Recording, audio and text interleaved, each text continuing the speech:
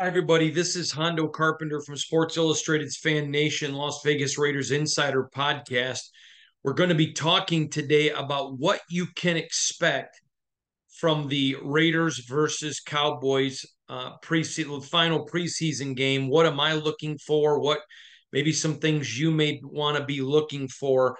First of all, I would expect probably somewhere around 35 players not to play. That would be my guesstimate where I would put it at. But that doesn't mean the game is irrelevant, and it doesn't mean don't tune in. There's going to be a lot to be watching for. In fact, I'm going to be talking about a ton of players here. Some of these names may surprise you. Some of these names may not surprise you. Some of them I expect to make the roster. Some of them are fighting for a roster spot. Some of them are fighting for a practice squad spot, but these are some guys of some things I want to look for. But first, let me say this. I do not expect Brian Hoyer or Jimmy Garoppolo to touch and see the field. They shouldn't. I want to see Aiden O'Connell play the entire first half. Chase Garbers to get the second half of the game at the quarterback position. And that's what I expect somewhere along those lines to happen. Maybe give Aiden a quarter, maybe a quarter and a half, something like that. But that's what my expectations are at the quarterback position. But let's get talking about this. Um, I want to see David Agoha, the defensive end, get some more reps. We know that he's performed well. Remember, there is an exemption for him on the practice squad, not on the 53. He's not ready to be on the 53, but I just want to see him get some more reps. You guys know that I'm fond of saying this story. The great cowboy Roy Rogers used to say the best thing for a young horse is a wet saddle blanket. Same way with young players. If you're a vet, there may be one or two we're going to talk about tonight, but if you're a vet, you're in year 4, year 5, year 6. I don't want to see you. Just stay off the field. You've had all the camp to show us what you're going to show us. Let's let some of these young dogs prove some stuff. Jacorian Bennett, who I think is fighting for earlier in camp. I thought he was a first stringer. I still think he's right in that mix. I'm not as strongly convinced that he is right now. It doesn't mean I don't think he is. But earlier in camp, he was a solid starter. Now I think he's a starter, but someone could beat him. So I want to see a lot from Jacorian Bennett. I do. I know he's young. You're rolling the dice a little bit because of the age, but I want to see Jacorian Bennett get some reps. I want to see an interception, something for him. He's a potential one. If he goes out and plays an entire quarter, I want to see something from him, something more than we've seen. Excuse me. Um, I want to see linebacker Curtis Bolton. This is a third-year guy. I have him and Drake Thomas battling for the roster spot. I think if the roster had to be declared today, Curtis would get it over Drake. But man, I think it's close. I think it's super close. So I want to see Curtis Bolton get out there. I want to see Drake Thomas get out there. I want to see these guys get a ton of reps. A ton of reps. I don't want to see Luke Masterson. He's coming into his second year, but he's a starter. We know what he does. Keep him off the field. But I want to see Amari Burney. I want to see Curtis Bolton. I want to see Drake Thomas. We know that Amari's going to make the team. So almost not play him. I'm not saying not to, but man, if he plays not much, I want Drake Thomas and Curtis Bolton to get a ton of reps. Now, Curtis played super well last year on special teams. And I think that's what separated him. But Drake Thomas is coming now. And he's a tackler. He's a gamer. He had a great game against the Rams. I think he needs another great game. But I want to see a ton of Curtis Bolton and Drake Thomas as well. Then I want to see McClendon Curtis, the guard, and Dalton Wagner. I would be thrilled to see those two play 2 quarters, 3 quarters, maybe 4. I think they're both competing. I think they both have a shot at the 53. I don't know that the Raiders could keep them. If they see, let me explain something. You can't just designate a player to the practice squad. What you have to do is cut them, and then the rest of the NFL gets a shot If nobody else grabs him, then you can sign him to your practice squad. So I don't know that Dalton or McClendon or even maybe Drake, maybe. I think another game like he had at the Rams, and it would make it difficult for him to get through getting cut, another team not signing him. But I want to see a lot from Dalton and McClendon. A lot. A lot. All right. Now, I want to talk about Ike Brown, the corner. Okay, I want to see some more from Ike. Put him out there. Let the young pup play. Again, I already mentioned Amari Burney, Matthew Butler, Neil Farrell, uh, Nesta Jade Silvera. I just want to see these three at defensive tackle rotate them like hockey, like a line. Just rotate them, rotate them. Let's go. I mean, there's a couple of the guys that are defensive tackles I want to see too, but I want a ton from these guys. If Matthew and Neil were draft picks last year that did not have good rookie campaigns, Nesta has flashed. Now, at times, Butler's looked good. At times, Farrell's has looked good. But I'm going to tell you something. I want to see something here. I told y'all the other day when I did my video about my projected 53 man on Monday, I don't have Jade making it, but that just doesn't sit right with me. I just think he's got to get a lot of reps. I think that guy's trying to play himself and beat one of these guys out. And I want to see a lot from them. Another guy I want to see is Isaiah Palomar. I want to see him get out there. He's the safety. Earlier in camp, he played himself into a close to a starter's job. And then Trayvon Morig just really poured it on and really has played super well. But this is a guy that, has a shot to make the roster. And I think it's a good shot, but I want to see more from him. Bryce Cosby, the corner. All right, what do you got? I mean, now, do I think Bryce has a shot at making the roster? No, I do not. But show what you've got about making some potential, making the practice squad. Another one, Isaac Darkangel, linebacker. Darkangelo, excuse me. There's a reason I did that. It's an inside joke with one of our viewers, but we'll leave it there. What a name, Darkangelo, for the Raiders. Love it. This is a guy just signed. Clearly, he's going to probably end up on the practice squad, but let's get him some reps. Let's just get out there and let him play ball. Here's another one. And this is a guy I want to see start and I want to see play a ton. Cole Fotheringham. We saw a ton from him that I really, really liked against San Francisco. Then there were some things I saw in practice that I really, really liked against the Rams. I think this guy's a player, folks. I think this guy's an NFL tight end. I do. Do I think he's polished? No. Do I think he's Michael Mayer? No. Do I think he can play in this league? Yes. I like him. I like him a lot. Now he's battling with Jesper Horsted, who I want to see play a lot. To me, you put Jesper and you put Cole out there and say, go compete. Just go battle it out. Go fight it out. But I really want to see. I like Jesper, so that's not an insult. He played well. Michael Mayer played well. That's why they were able to boot OJ Mayo. But then Fotheringham came on. But listen, this is no slam on Jesper because I like him a lot, and I've told you that a lot. But that Cole Fotheringham, he just has it. And if you've ever been around sports for very long, there's an old saying, it. Like that guy's got it. I don't know I don't know. I can't open up a Webster's dictionary and give you a definition of what it is, except when you see it, you know what it is. I don't mean to be confusing, but Cole just flashes. He just flashes, and I like it. I like him. I like his grit. Another guy that I want to see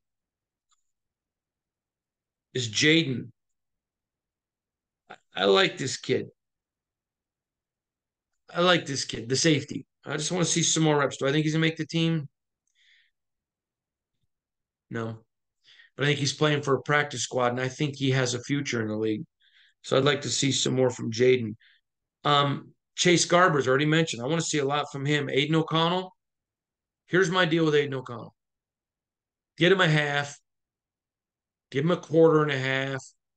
I mean, I don't want him in there against Cowboys who are fourth, who are going to be, I got to be noticed. So maybe do something stupid because they're desperate. But I want to get Aiden O'Connell. If he's fine and you don't see that concern with Dallas, get Aiden a half. Give Chase the second. Another one is Ozzie Hearn, the corner. I'd like to see Ozzie and Tyler Hall get some reps in their corner. I already mentioned Jesper, but how about Jacob Hollister? Let's let him at tight end get some more. I mean, the Raiders got a bunch of really good tight ends. I don't know that they can hide them all in the practice squad, but this is a good problem to have. Here's another one that interests me. I want to see wide receiver Chris Lacey, Cam Sims. Let's look at some guys there. Let's get some guys some reps. Um, David Long at corner. Let's get some more reps for him. Again, guys are battling. This is a battle. This is a knockout, drawn out fight. If you didn't see the video I posted yesterday of Dave Ziegler and Champ Kelly talking about getting ready for the 53-man cuts, man, you should have watched it. As soon as you're done with this video, you need to go watch that. Great information, very transparent.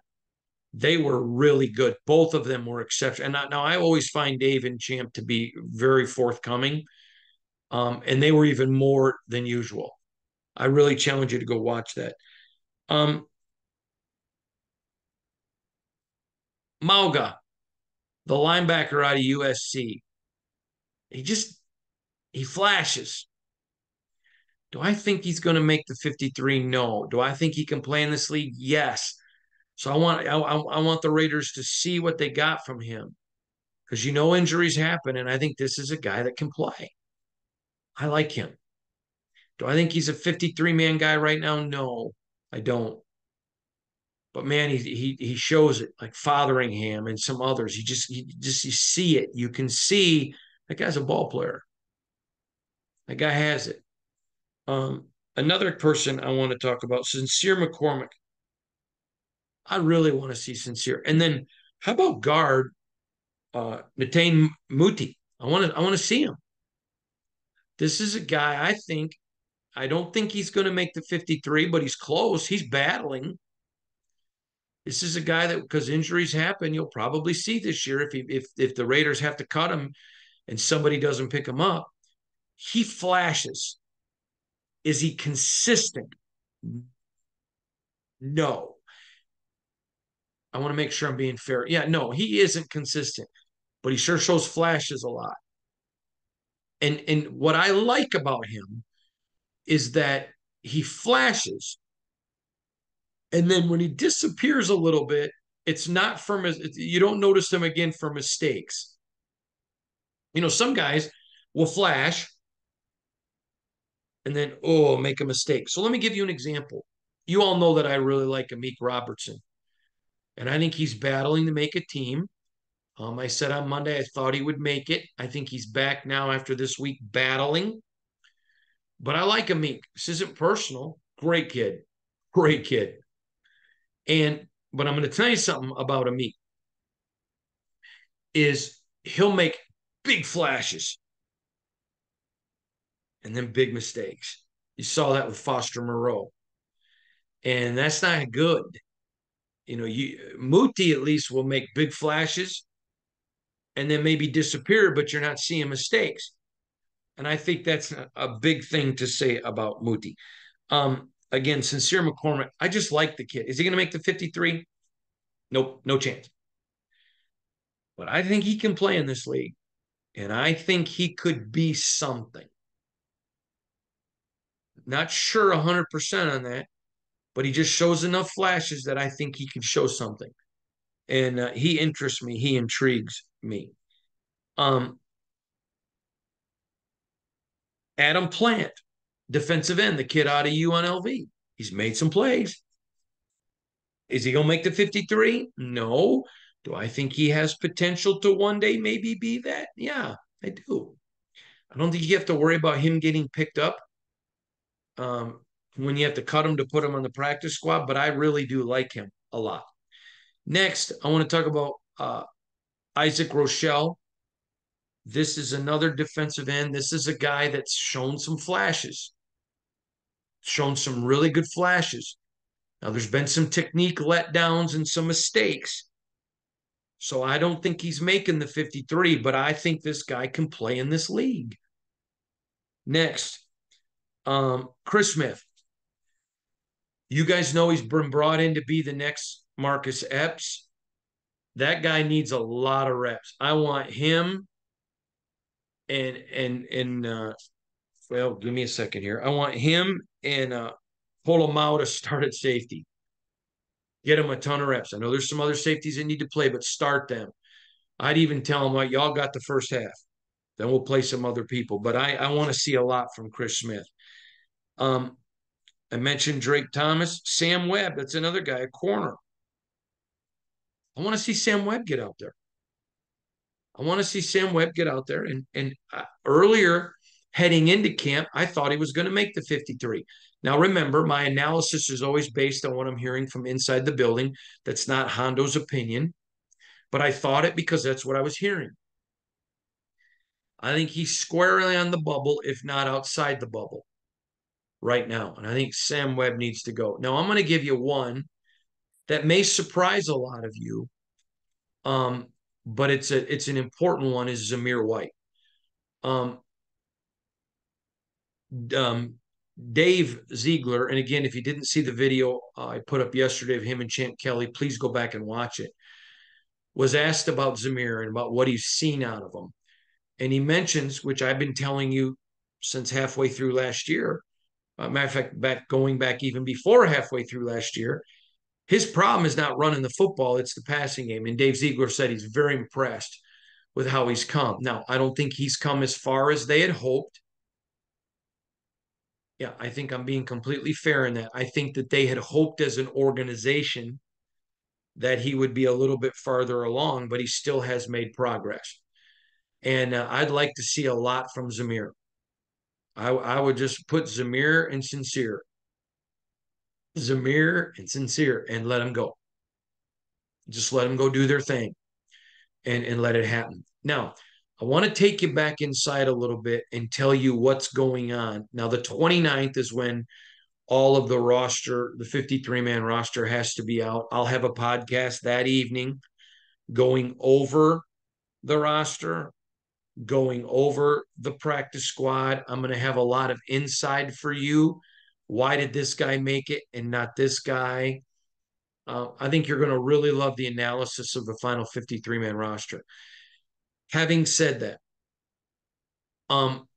you need to know right now, all the personnel department for the Raiders is looking at everybody else's roster, the other 31 teams.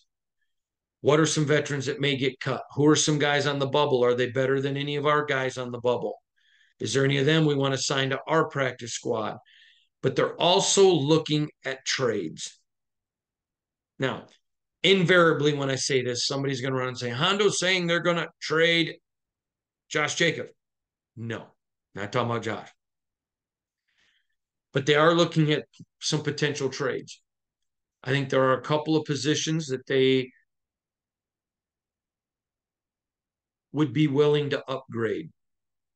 I think if they could get a good deal on a really good linebacker, they'd make that move. I think there's one or two other positions, not going to get into what they are because I don't want to give away any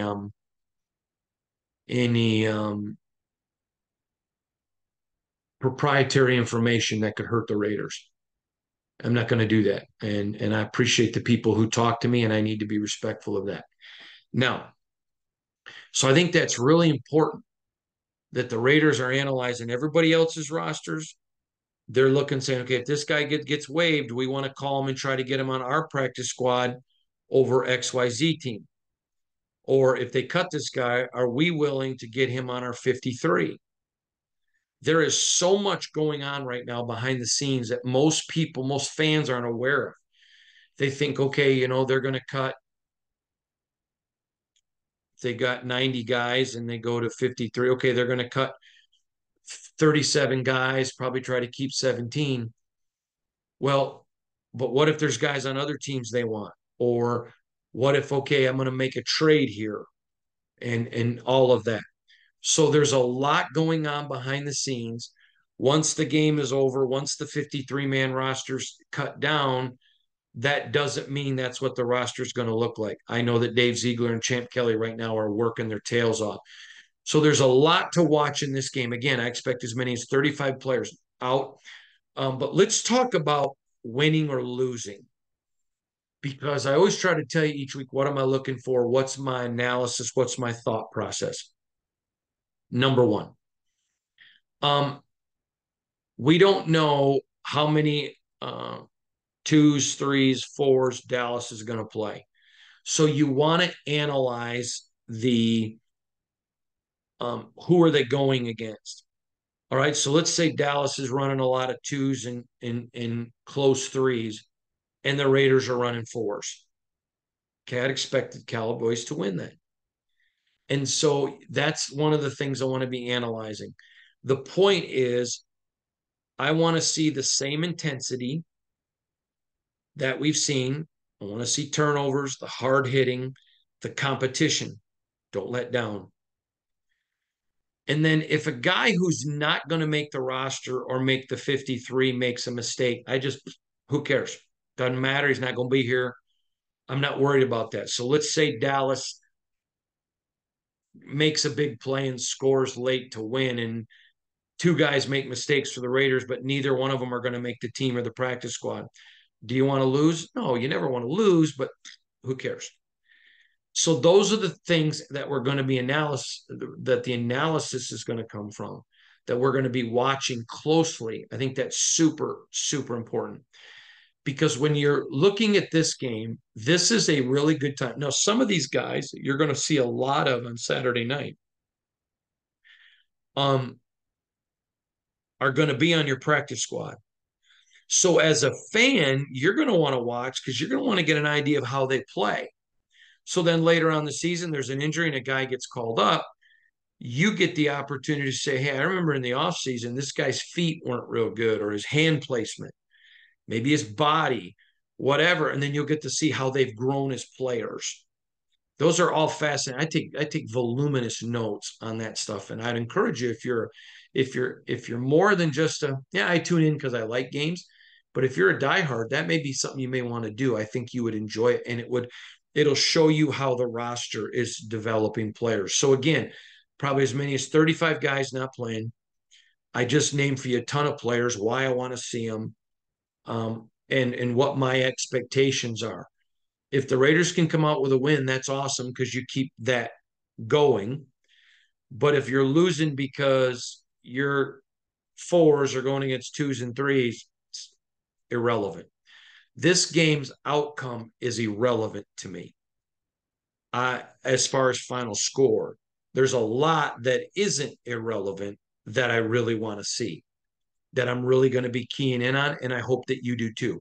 Remember, after the game, we're going to have a complete game podcast to go over what I saw with analysis and information. I think you're really going to like that. Also, tomorrow we'll have a nice podcast for you. Obviously it's game day. And tomorrow's podcast is going to be a lot of talk about um, Josh McDaniels. And I think you're going to enjoy it. We're going to get into the Jerry Jeudy injury in Denver. Hate to see that. He's such a great kid. We're going to also get into Sean Payton. I think Sean's a good coach, but I don't think he's Parcells or Andy Reid or any of these guys that some of the media is trying to make him out to be. Come on, I think he's a good coach. I don't think he's an A-tier coach. And then obviously Next week, after the 53-man roster, we'll be breaking that down. And then I'm going to give you a podcast also next week with my final predictions. You may remember at the beginning when the roster was released, I said I thought the Raiders would get 9 wins if Jimmy Garoppolo played all 17 games, 6 if he didn't. I am going to be changing my predictions now based on what I've seen at training camp, what I know, and some other things. So you're going to want to tune into that next week a lot, as well as we're going to be previewing the Broncos and so much more with our daily podcast. I just want to take a really quick second and tell you all thank you. Our network is and our readership is booming, and it's because of you guys. There are a lot of great people who cover the Raiders. A lot of them are friends of mine who do a good job. I know that you don't have to come to our SI Fan Nation coverage. You choose to, and I don't take that for granted. And so I want you to know from the bottom of my heart, I appreciate it.